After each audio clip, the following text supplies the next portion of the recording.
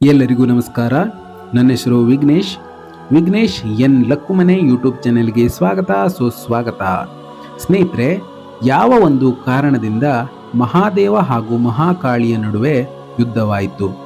ಈ ಒಂದು ಯುದ್ಧದ ಹಿಂದಿನ ಸತ್ಯಾಸತ್ಯತೆ ಏನು ಹಾಗೂ ಯುದ್ಧದಿಂದ ಆದ ಪರಿಣಾಮವಾದರೂ ಏನು? ಯಾಕಾಗಿ ದೇವಿ ಪಾರ್ವತಿಯು ಭಯಾನಕವಾದ ರೂಪವನ್ನು ಧರಿಸಬೇಕಾಯಿತು? ಇದನ್ನೆಲ್ಲ ಈ ಒಂದು ವಿಡಿಯೋದ ಮೂಲಕ ನಾವೀಗ ತಿಳಿದುಕೊಳ್ಳೋಣ. ಅದಕ್ಕೂ ಮೊದಲು ನೀವಿನ್ನೂ ನಮ್ಮ ಚಾನೆಲನ್ನು ಸಬ್ಸ್ಕ್ರೈಬ್ ಮಾಡ್ಕೊಳ್ಳದೆ ಹೋದರೆ ಪ್ಲೀಸ್ ಸಬ್ಸ್ಕ್ರೈಬ್ ಮಾಡ್ಕೊಳ್ಳಿ ಹಾಗೂ ಪಕ್ಕದಲ್ಲಿ ಕಾಣುವ ಬೆಲ್ಲೈಕನ್ ಮೇಲೆ ಕ್ಲಿಕ್ ಮಾಡಿ ಆಲ್ ಅಂತ ಸೆಲೆಕ್ಟ್ ಮಾಡಿ. ಇದರಿಂದ ನಾವು ಅಪ್ಲೋಡ್ ಮಾಡುವಂತಹ ಪ್ರತಿಯೊಂದು ವಿಡಿಯೋದ ನೋಟಿಫಿಕೇಶನ್ ನಿಮಗೆ ತಲುಪುತ್ತದೆ.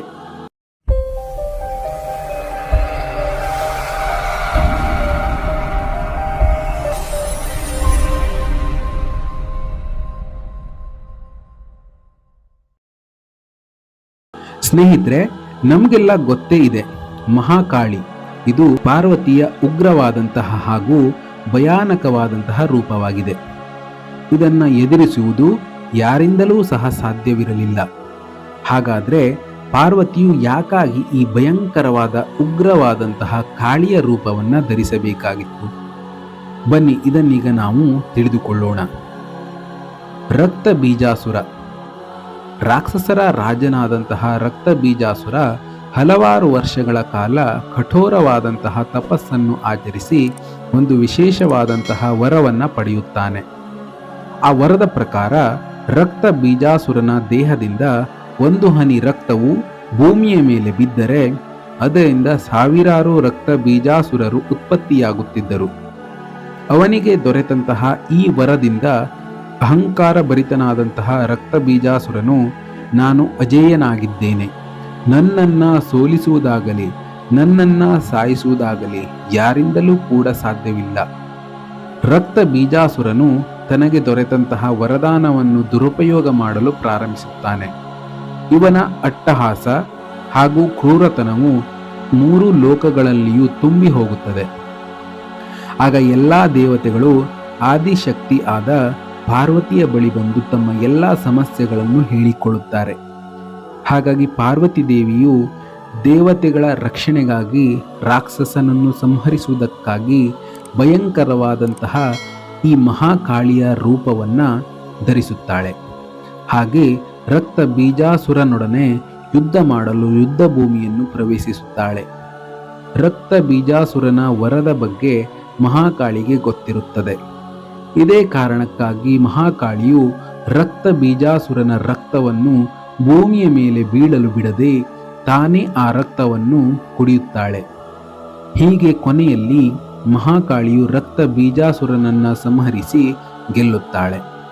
ರಕ್ತ ಬೀಜಾಸುರನನ್ನು ಸಂಹರಿಸಿದ ನಂತರವೂ ಕೂಡ ಮಹಾಕಾಳಿಯ ಕೋಪವು ಶಾಂತವಾಗುವುದಿಲ್ಲ. ಎಲ್ಲ ದೇವತೆಗಳು ಕಾಳಿಯ ಈ ಉಗ್ರವಾದ ರೂಪವನ್ನು ನೋಡಿ ಭಯಭೀತರಾಗುತ್ತಾರೆ. ಹೀಗೆ ಭಯಗೊಂಡಂತಹ ದೇವಾನುದೇವತೆಗಳು ಮಹಾದೇವನ ಬಳಿ ಹೋಗುತ್ತಾರೆ. ಪ್ರಭು, ನೀವೇ ಮಹಾಕಾಳಿಯನ್ನು ಶಾಂತಗೊಳಿಸಲು ಸಾಧ್ಯ ಎಂದು ಹೇಳುತ್ತಾರೆ. ಆಗ ಮಹಾದೇವರು ದೇವತೆಗಳ ಪ್ರಾರ್ಥನೆಯನ್ನು ಸ್ವೀಕರಿಸುತ್ತಾರೆ. ಹಾಗೆ ಸ್ವತಃ ಮಹಾದೇವರೇ ಮಹಾಕಾಳಿಯನ್ನು ಶಾಂತಗೊಳಿಸಲು ಮುಂದಾಗುತ್ತಾರೆ. ಮಹಾದೇವನು ಮಹಾಕಾಳಿಯ ಎದುರುಗಡೆ ಬಂದು ತನ್ನೆಲ್ಲ ಶಕ್ತಿಯಿಂದ ಮಹಾಕಾಳಿಯನ್ನು ತಡೆಯಲು ಪ್ರಯತ್ನಿಸುತ್ತಾರೆ. ಆದರೆ ಮಹಾದೇವನ ಎಲ್ಲ ಪ್ರಯತ್ನಗಳು ವಿಫಲವಾಗುತ್ತದೆ. ಕೊನೆಯದಾಗಿ ಮಹಾಕಾಳಿಯನ್ನು ಶಾಂತಗೊಳಿಸಲು ಒಂದೇ ಒಂದು ಉಪಾಯ ಮಹಾದೇವನ ಬಳಿ ಇರುತ್ತದೆ. ಆ ಉಪಾಯದಂತೆ ಮಹಾದೇವನು ಮಹಾಕಾಳಿಯ ಮಾರ್ಗದಲ್ಲಿ ಅಡ್ಡಲಾಗಿ ಮಲಗಿಕೊಳ್ಳುತ್ತಾರೆ. ಕೋಪದ ವಶದಲ್ಲಿದ್ದ ಮಹಾಕಾಳಿಗೆ ಯಾವುದೇ ಅರಿವಿಲ್ಲದೆ ಒಂದೇ ಸವನೆ ಮುಂದೆ ಬರುತ್ತಿರುತ್ತಾಳೆ. ಇಂತಹ ಸಮಯದಲ್ಲಿ ಅಡ್ಡಲಾಗಿ ಮಲಗಿರುವ ಮಹಾದೇವನ ಮೇಲೆ ಮಹಾಕಾಳಿಯ ಪಾದವು ಸ್ಪರ್ಶವಾಗುತ್ತದೆ. ಹೀಗೆ ಮಹಾಕಾಳಿಯ ಕೋಪವು ಕಡಿಮೆಯಾಗುತ್ತದೆ. ಕೊನೆಯಲ್ಲಿ ಮಹಾಕಾಳಿಗೆ ತನ್ನ ತಪ್ಪಿನ ಅರಿವಾಗುತ್ತದೆ. ಹಾಗೆ ಮಹಾದೇವನಲ್ಲಿ ತನ್ನ ತಪ್ಪಿಗೆ ಕ್ಷಮೆಯನ್ನು ಕೇಳಿಕೊಳ್ಳುತ್ತಾಳೆ. ಸ್ನೇಹಿತರೆ, ಇದಾಗಿತ್ತು ಇವತ್ತಿನ ವಿಡಿಯೋ. ಈ ವಿಡಿಯೋ ನಿಮಗೆ ಇಷ್ಟ ಆಗಿದ್ರೆ ಪ್ಲೀಸ್ ಈ ವಿಡಿಯೋಗೊಂದು ಲೈಕ್ ಮಾಡಿ, ಹೆಚ್ಚಾಗಿ ಶೇರ್ ಮಾಡಿ. ಮತ್ತು ಇದೇ ರೀತಿಯ ಇನ್ನಷ್ಟು ಹೆಚ್ಚಿನ ಇಂಟ್ರೆಸ್ಟಿಂಗ್ ವಿಡಿಯೋಸ್ಗಳಿಗಾಗಿ ನಮ್ಮ ಚಾನೆಲನ್ನು ಸಬ್ಸ್ಕ್ರೈಬ್ ಮಾಡಿಕೊಳ್ಳಿ. ವಿಡಿಯೋ ನೋಡಿದ್ದಕ್ಕಾಗಿ ಧನ್ಯವಾದಗಳು. ಜೈ ಹಿಂದ್, ಜೈ ಕರ್ನಾಟಕ.